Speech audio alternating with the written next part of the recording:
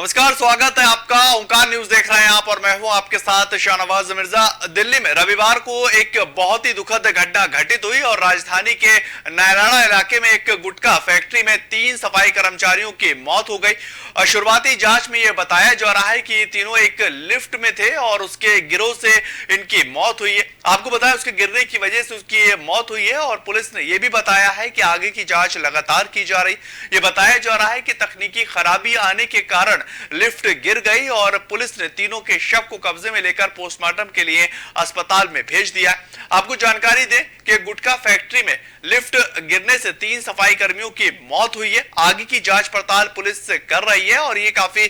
दुखद जो है वो खबर है जो आपको हम बता रहे हैं। एक गुटखा फैक्ट्री के अंदर जो काम किया करते थे वो 3 सफाई कर्मी थे और वो उस लिफ्ट में जाते हुए नजर आ रहे थे, लेकिन लिफ्ट जो है वो अचानक खराब हो गई और नीचे आकर गिर गई, जिससे उन तीनों की मौत हो चुकी है। इसके बाद सूचना पुलिस को दी गई और पुलिस ने पोस्टमार्टम करवाकर आगे की जांच पड़ताल शुरू कर दी है।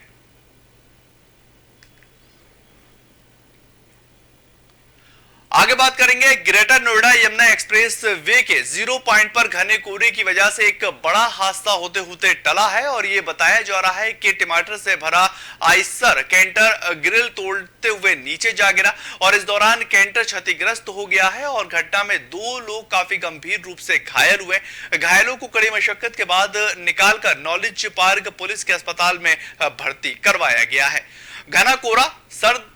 हवाएं जो है वो चलती हुई नजर आ रही है और सुबह के वक्त जो है विजिबिलिटी बहुत ही ज्यादा कम हो जाती है, जिससे एक्सीडेंट के जो खतरे हैं वो लगातार बढ़ते हुए नजर आ रहे हैं। उसी को लेकर जिला प्रशासन, मौसम विभाग और स्टेट की जो इतनी भी गवर्नमेंट है वो इस बात को लेकर प्रयासरत हैं कि लोग सुबह और शाम के वक्त यानी कि रात में जब घना कोहरा होता है निकलने की परहेज करें और बाहर ना निकले। घने कोहरे की वजह से एक बड़ा हादसा हो जाता, लेकिन सुखद ये रहा कि एक हादसा ये टला है और ग्रिल तोड़कर नीचे कैंटर जा गिरा, लेकिन फिर भी 2 लोग जो है इसमें काफी गंभीर रूप से घायल हुए हैं। और इससे पहले भी अलग अलग क्षेत्रों में ये देखा गया है कि विजिबिलिटी कम होने की वजह से और घने कोहरे होने की वजह से जो एक्सीडेंट की दर वो लगातार बढ़ती हुई नजर आती है और उसी कड़ी में एक और ये मामला जुड़ता नजर आ रहा है।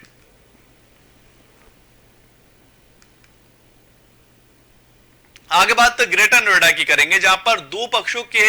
बीच में जमकर मारपीट हुई है और मामला दादरी थाना क्षेत्र का बना हुआ है, जहां पर दोनों पक्षों के बीच में गाली गलौज और मारपीट करते हुए तस्वीरें सीसीटीवी कैमरे में कैद हो गई और दोनों पक्षों में जमकर तनातनी हुई है और कई लोग इसमें घायल हुए। ये बताया जा रहा है कि वीआईटी कॉलेज के अंदर मेला चल रहा था और इसी दौरान 2 पक्षों के बीच में मारपीट शुरू हो गई। ये पूरा मामला दरअसल दादरी थाना क्षेत्र का बताया जा रहा है, जहां पर 2 पक्ष आपस में लड़ते हुए नजर आए हैं और दोनों पक्षों की जो वीडियो है वो दरअसल सीसीटीवी कैमरे में कैद हुई है और मारपीट का वीडियो खूब वायरल होता हुआ नजर आ रहा है। इसके बाद पुलिस को सूचना दी गई और पुलिस मौके पर पहुंचती हुई नजर आई और सीसीटीवी कैमरे के आधार पर आगे की तफ्तीश पुलिस से कर रही है और वीडियो को सबूत मानकर हर एक पहलू की जांच करती हुई पुलिस नजर आ रही है।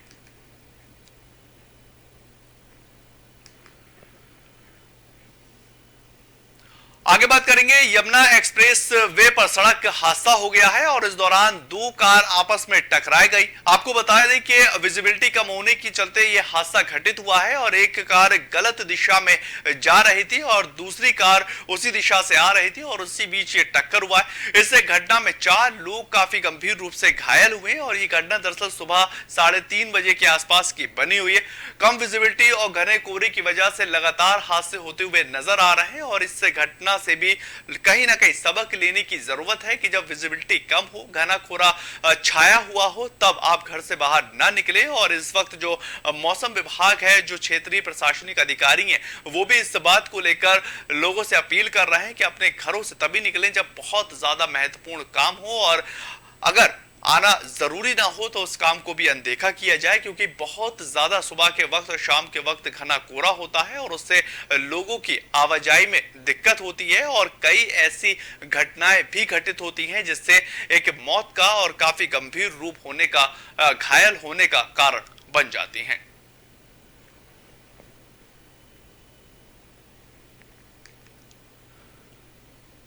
आगे बात करेंगे दक्षिण पश्चिम जिले की स्पेशल स्टाफ की टीम ने क्षेत्र में अवैध रूप से शराब की तस्करी करने के पूरे मामले को लेकर गुप्त सूचना के आधार पर छापेमारी करते हुए एक शराब तस्कर को गिरफ्तार कर लिया है और आरोपी की गिरफ्तारी के साथ उसके कब्जे से 40 कार्टून जिसमें 2000 क्वार्टर अवैध शराब और अपराध में इस्तेमाल करने वाली एक वरना कार भी बरामद की गई है। आपको बताएं गिरफ्तार आरोपी की पहचान सुनील कुमार सिंह निवासी कापसेड़ा गांव नई दिल्ली के रूप में की गई है और दक्षिण पश्चिम जिले के डीसीपी मनोज सिंह ने इस पूरे मामले की जानकारी देते हुए यह बताया है कि क्षेत्र के अधिकार में अवैध शराब की बिक्री आपूर्ति पर अंकुश लगाने के लिए वरिष्ठ अधिकारियों के निर्देश को ध्यान में रखते हुए स्पेशल स्टाफ की टीम को इस काम में लगाया गया और टीम ने इस संबंध में गुप्त मुखबिर की सूचना पर सक्रिय कार्रवाई भी की है। आपको बताएं पुलिस को एक बड़ी सफलता मिली है और एक शराब तस्कर को यहां पर पुलिस गिरफ्तार करती हुई नजर आई है। 2000 क्वार्टर अवैध शराब यहां पर बरामद की जा चुकी है और इससे पहले भी लगातार एक पुलिस सक्रिय अभियान चलाती हुई नजर आ रही थी। जो अवैध शराब है वो जो बॉर्डर है वो क्रॉस नहीं करना चाहिए और उसको लेकर चेकिंग अभियान पुलिस लगातार चलाती ही रहती है और यहां पर पुलिस को एक बड़ी कामयाबी मिली जहां पर 2000 क्वार्टर अवैध शराब की बरामदगी की गई। पुलिस को इस सफलता के बाद जो है आगे की गतिविधियों को लेकर भी पुलिस एक्टिव है कि आखिर कहां इन लोगों के तार जुड़े हुए हैं, वहां पे भी धरपकड़ लगातार कोशिश पुलिस कर रही है और सबूत जुटाने में पुलिस लगी हुई है।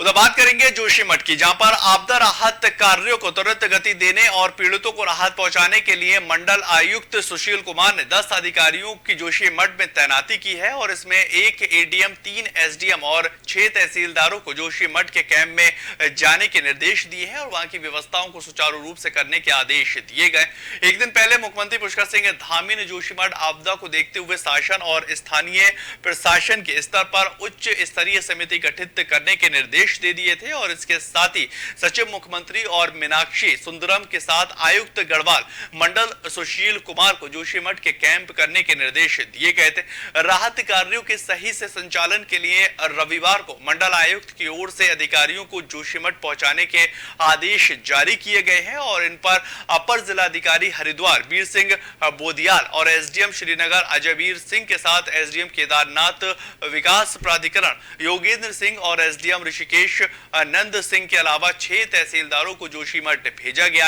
इनमें तहसीलदार पौड़ी यानी कि हरीश जोशी और तहसीलदार टीरी आशीष और डुईवाला से शादाब खाकोली जो हैं वो पहुंचते हुए नजर आए हैं और तमाम अधिकारी और तहसील अधिकारी जो हैं वो हर एक पहलू की जांच करते हुए नजर आ रहे हैं और तहसीलदार सदर देहरादून सुरेंद्र सिंह भी इस मुहिम में शामिल हुए हैं।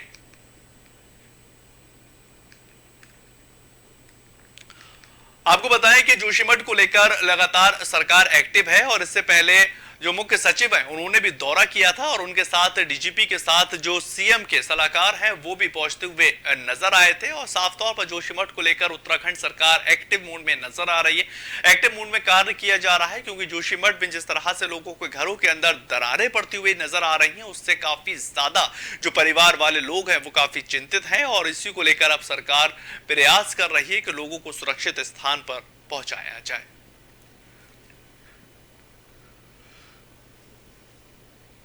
उधर बात जांजगीर चांपा की करेंगे, जहां पर पुलिस का एक अवैध गांजे के खिलाफ कार्रवाई जारी है और पुलिस ने अवैध गांजे का कारोबार करने वाले 2 तस्करों को गिरफ्तार कर लिया। पुलिस ने गिरफ्तार किए गए आरोपियों के पास से 6 किलो गांजे के साथ 2 बाइकों को भी जब्त किया है और जब्त किए गए गांजे की कीमत करीब 90,000 रुपए आकी जा रही। पुलिस ने गिरफ्तार आरोपियों पर मामले को दर्ज कर आगे की कार्रवाई भी शुरू कर दी है। आगे बात करेंगे कोड़ा गांव के ऑडिटोरियम में लिपिक संघ ने एक कार्यक्रम का आयोजन किया है और इससे कार्यक्रम में नए साल मिलन समारोह का कार्यक्रम आयोजित किया गया। इससे कार्यक्रम में करीब 10 जिलों के लिपिक शामिल हुए हैं और इससे कार्यक्रम में वेतन विसंगति की मांगों को लेकर चर्चाएं की गई। लिपिक संघ का ये साफ तौर पर कहना है कि अगर सरकार उनकी मांगों की तरफ ध्यान नहीं देती है तो मजबूरन सड़क पर उनको उतरना पड़ेगा और उसको लेकर फिर सरकारी जिम्मेदार होगी।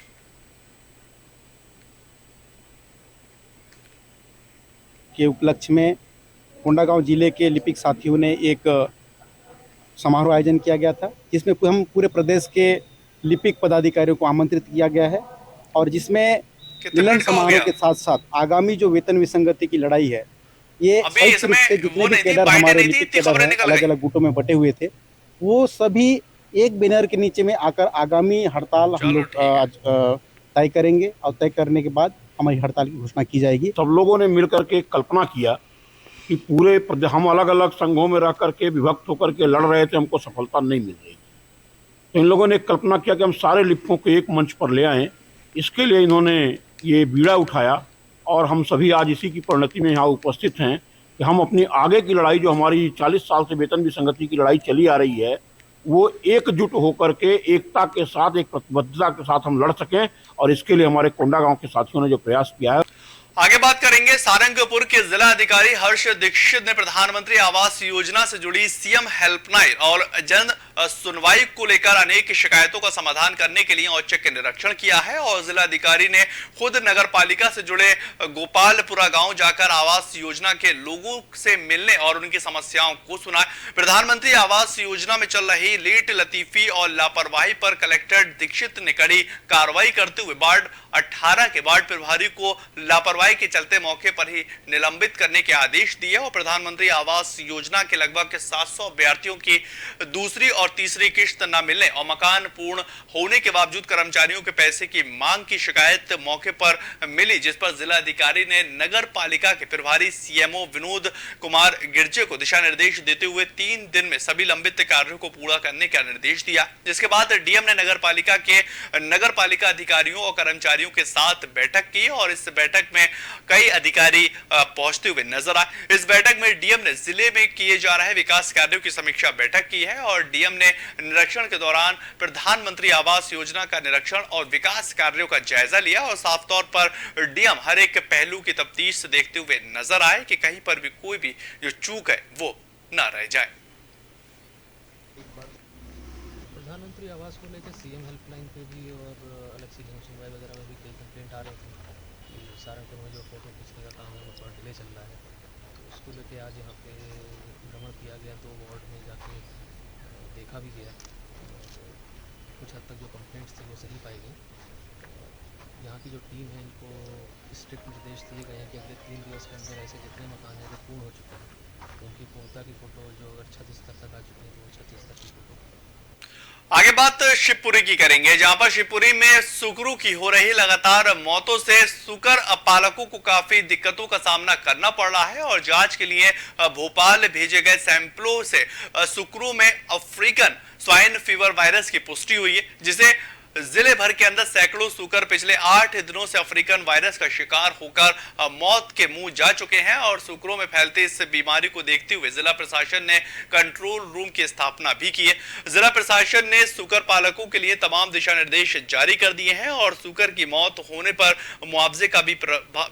प्रावधान किया गया। आपको जानकारी दें कि सुकरों की मौत पर प्रशासन अलर्ट हो चुका है और अफ्रीकन स्वाइन फीवर वायरस की यहां पर पुष्टि हुई है और हेल्पलाइन नंबर जारी कर दिया गया। आपको ये भी निर्देश, जो अधिकारियों के निर्देश है वो आपको बताते हैं कि उसको लेकर लगातार प्रयासरत है और जमीनी स्तर पर इस तरह की कोई भी घटना घटित न हो उसको लेकर जिला अधिकारी और प्रशासनिक अधिकारी लगातार काम कर रहे हैं, क्योंकि इससे पहले हमने देखा था कि गौवंश के अंदर जिस तरह से वायरस फैलता हुआ नजर आया था, काफी ज्यादा उनको दिक्कत होती नजर आई थी। लंपी वायरस एक ऐसा वायरस हो गया था जिससे जो गौवंश थी उनकी तकलीफें लगातार बढ़ रही थी और उसी कड़ी में इन जानवरों को दिक्कत ना हो इसको लेकर अभी से ही प्रशासन जो है वो सतर्क हो चुका है और डॉक्टर जो हैं, जो हमारा स्वास्थ्य विभाग है, वो भी लगातार एक एक्टिव मोड में आ चुका है और आपको सुनवाते हैं कि डॉक्टर एमसी तोमरी ने आखिर इसको लेकर क्या कहा और किस तरह से सावधानियां बरतने की बात कही है।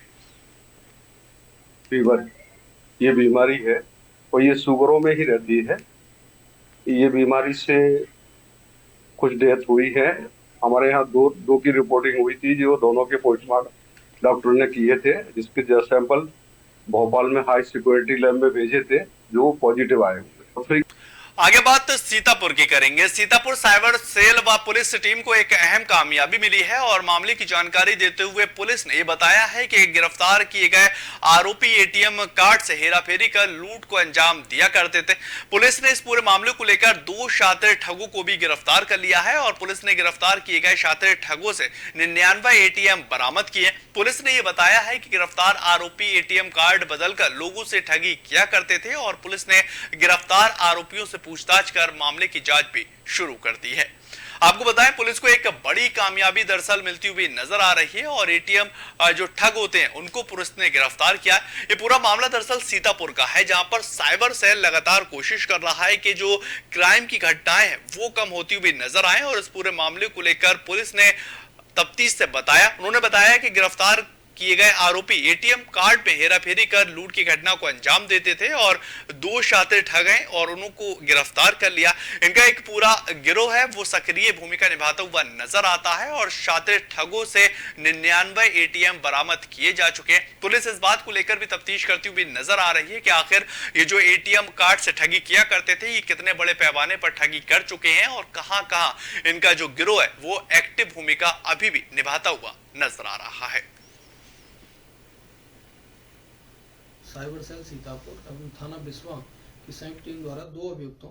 संतोष उर्फ टप्पू पाठक एवं शिवम सिंह निवासीगण ग्राम रायपुर थाना पट्टी जनपद प्रतापगढ़ को गिरफ्तार किया गया है, जिनके पास से 99 एटीएम डेबिट कार्ड, 3 मोबाइल, 1450 रुपये, 1 जैकेट, 1 ट्राउजर एवं 1 शर्ट का टैग बरामद किया गया है। अभियुक्तगण शातिर अपराधी हैं जो कि एटीएम मशीन में आने वाले लोगों के साथ नजर बचाकर उनका पिन देख लेते थे एवं मदद करने के बहाने से उनके कार्ड को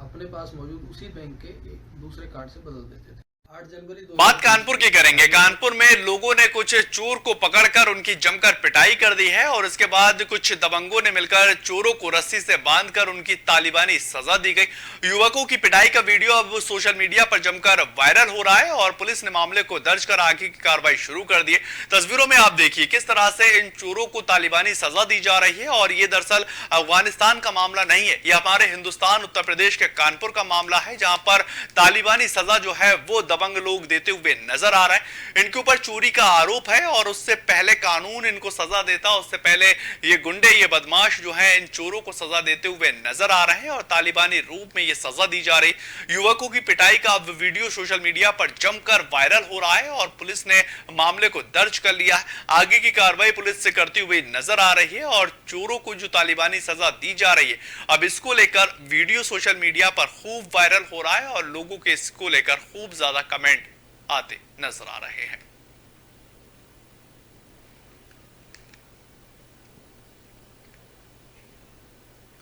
आगे बात बलरामपुर की करेंगे। बलरामपुर पुलिस ने साइबर अपराध के मामले में एक गिरोह का पर्दाफाश किया है और मामले की जानकारी देते हुए जिले के एसपी राजेश कुमार सक्सेना ने यह बताया है कि एक युवक इस्तेखाम की हत्या के मामले को लेकर परिजनों ने शिकायत दर्ज करवाई थी। परिजनों का यह आरोप था कि युवक को लगातार ब्लैकमेल किया जा रहा है और पुलिस ने यह भी बताया कि साइबर अपराध की जांच के लिए एक पुलिस टीम का गठन किया गया, जिसमें पुलिस को मालूम चला है कि गिरोह गलत डीपी बनाकर लड़की के नाम से युवक को व्हाट्सएप पर मैसेज भेजता था और फ्रेंड बनने का आग्रह किया जाता था और व्हाट्सएप वीडियो कॉल करने हेतु यह भी कहा जाता था जब तक व्यक्ति वीडियो कॉल करता था तब दूसरी तरफ से महिला की न्यूड वीडियो दिखाकर उसको ब्लैकमेल किया जाता था और लोगों से पैसे की मांग की जाती थी। पुलिस ने इस पूरे मामले को लेकर 2 आरोपियों को गिरफ्तार कर मामले की जांच शुरू कर दी है। आपको बताएं, अंतरराष्ट्रीय साइबर ठग गिरोह का खुलासे के साथ साथ यह भी काफी महत्वपूर्ण हो जाता है कि जो ब्लैकमेलिंग का ये पूरा मामला निकलकर सामने आ रहा है, इसको लेकर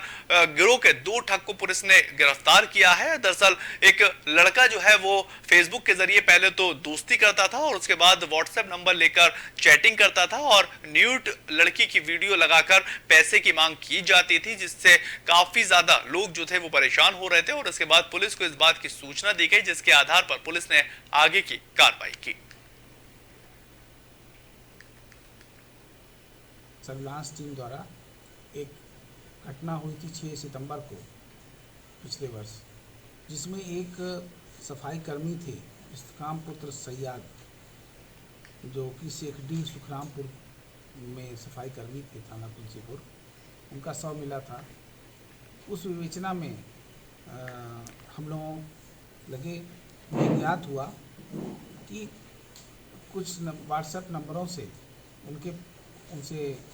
अवैध वसूली की जा रही है। आगे बात फर्रुखाबाद की करेंगे। फर्रुखाबाद के मेला राम नगरिया के गंगा पुल में हुए सड़क हादसे में 2 बाइक के सवारों की दर्दनाक मौत हो चुकी है और गंगा पुल में तेज रफ्तार ट्रक ने 2 बाइक के सवारों को कुचल दिया। गंभीर रूप से घायल बाइक सवारों की मौके पर ही मौत हो चुकी है और आपको ये बताएं कि इस पूरे मामले को लेकर मेला प्रभारी की लापरवाही निकलकर सामने आई। मेला शुरू होने के बाद भी जो पुल है वो पुलिस की तैनाती नहीं की गई और इसकी वजह से लगातार सड़क हादसे बने हुए। हादसे की सूचना मिलने पर पहुंची पुलिस ने शव को कब्जे में लेकर पोस्टमार्टम के लिए भेज दिया है और आगे की जांच पड़ताल शुरू कर दी है।